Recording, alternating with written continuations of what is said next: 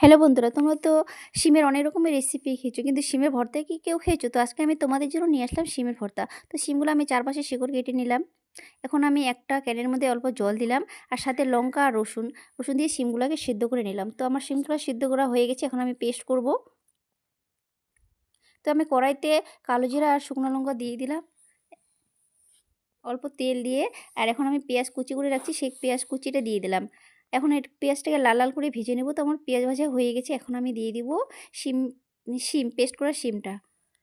তো আমি শিমের পেস্টটা এখানে দিচ্ছি।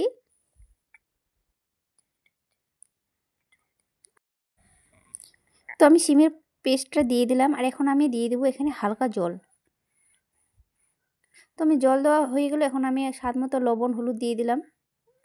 এখন ভালো করে এটাকে ভেজে নিতে হবে। তো আমি খুব সহজ বুঝিয়ে তোমাদেরকে